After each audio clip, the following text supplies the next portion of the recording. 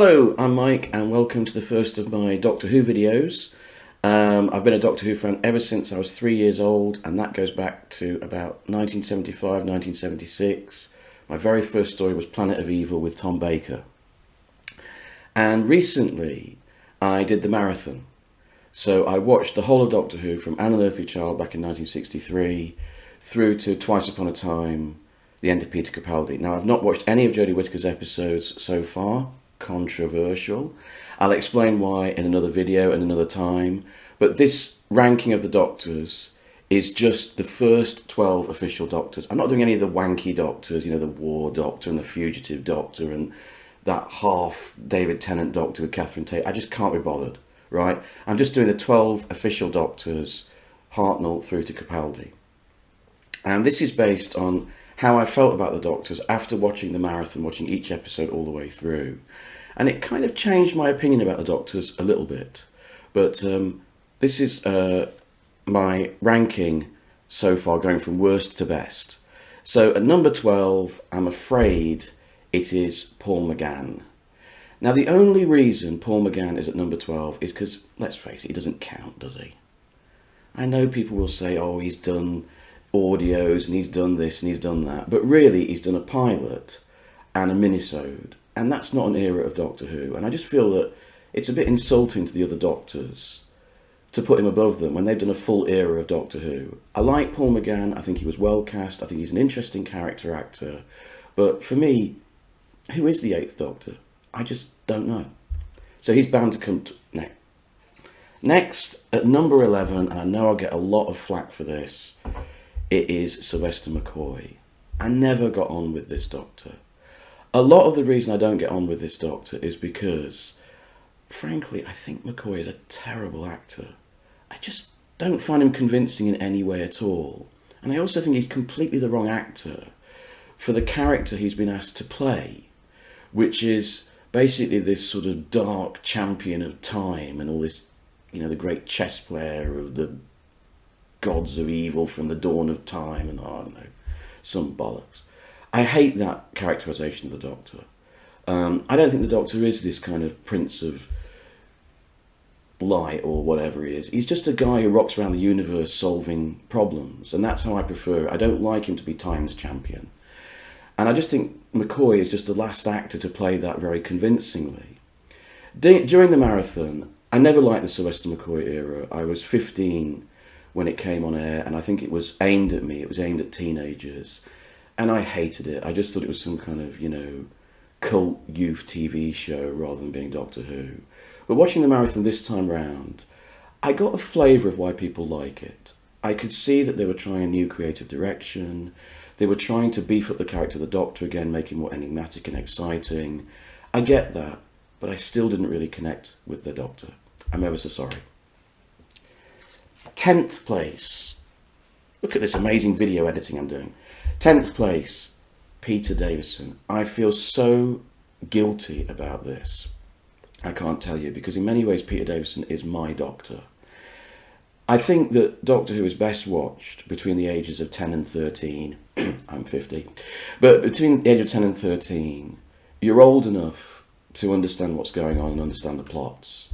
But you're young enough just to be caught up in the wonder of it all. And I was 10 when Peter Davison took over, and I was 12 when he finished, so I was the perfect age. I was completely insane about Doctor Who.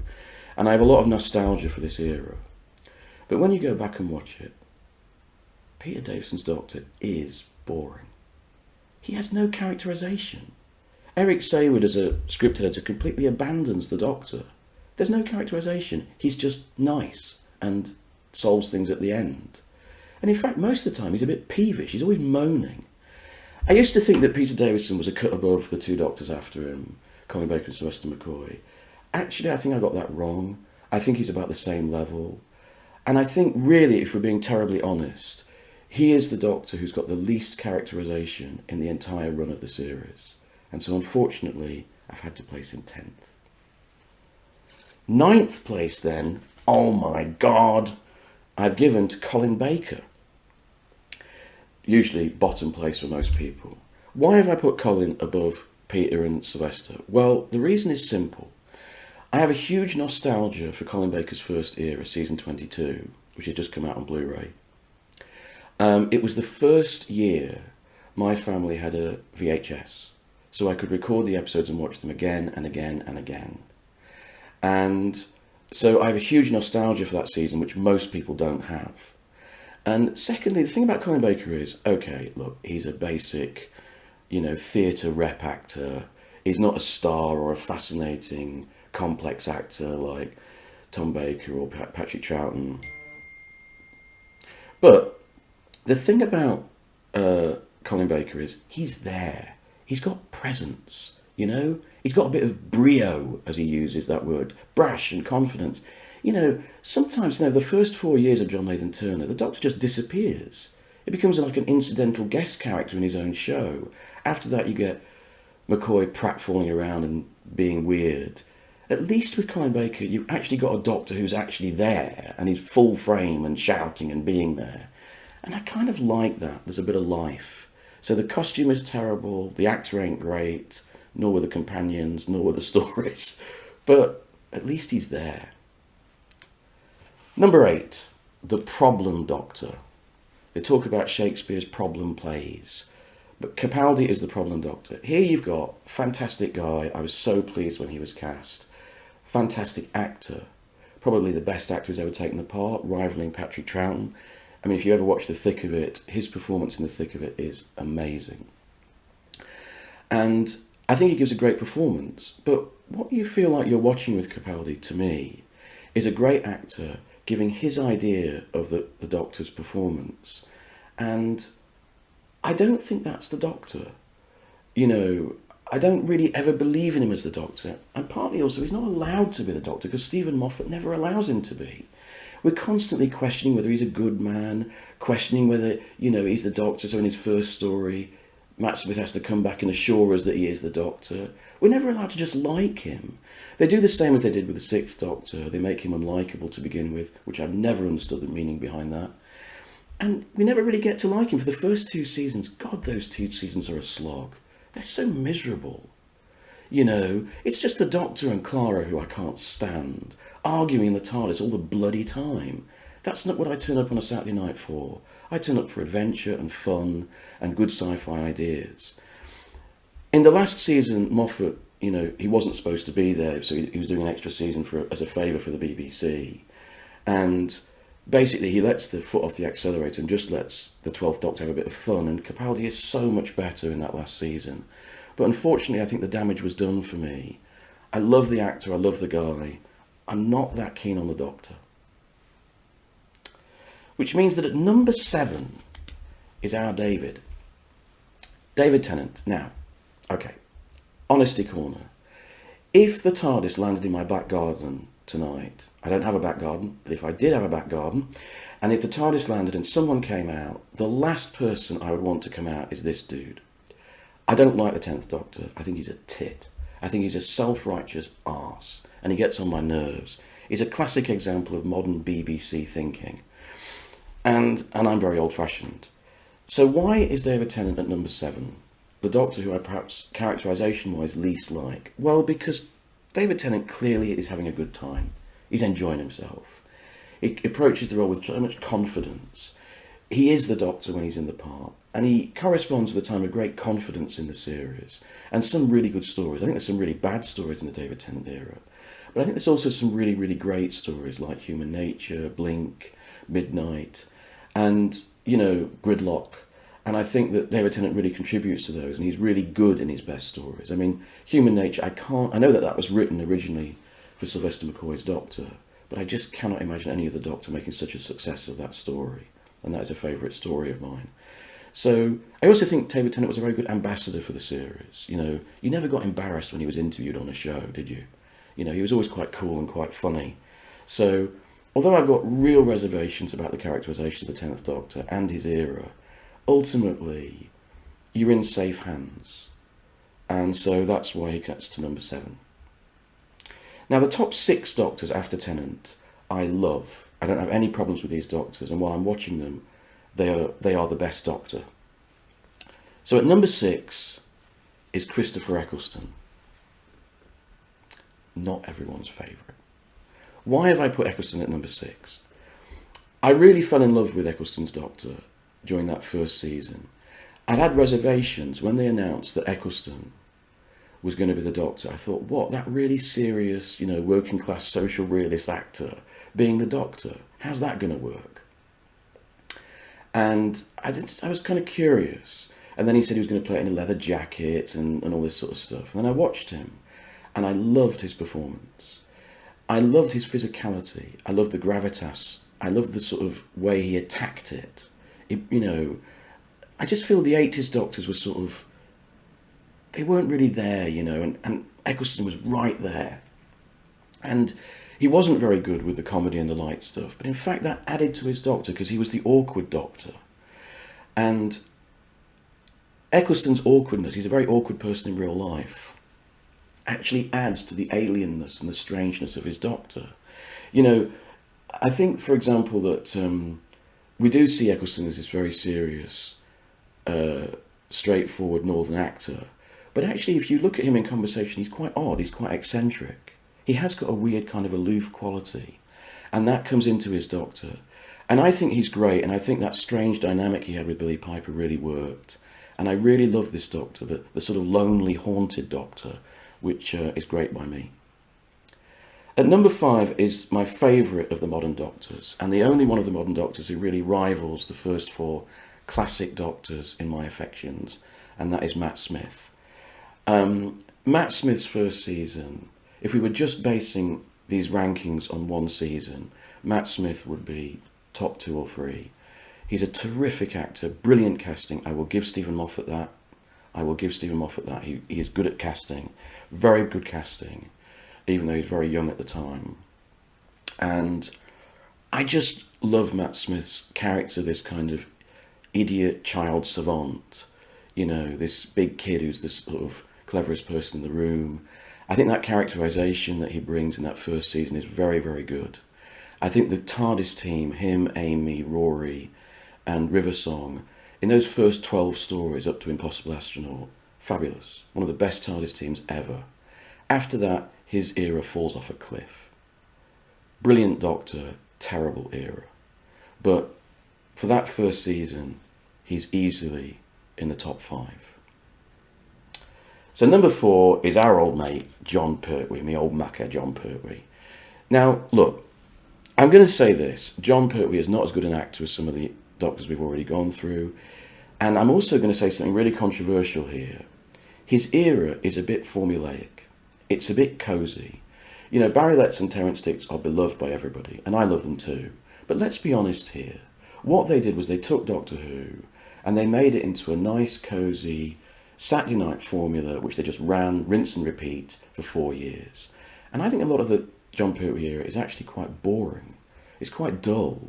There's occasional gems like Curse of Peladon, Carnival of Monsters, Green Death, The Time Warrior. I love all those stories. But most of the stories, like Frontier in Space, Wake Me Up When It's Over, So why is John Pertwee so high? Because he's got star quality. The first star quality Doctor, the first charisma Doctor, he just waltzes into the part. He's got immediate charm.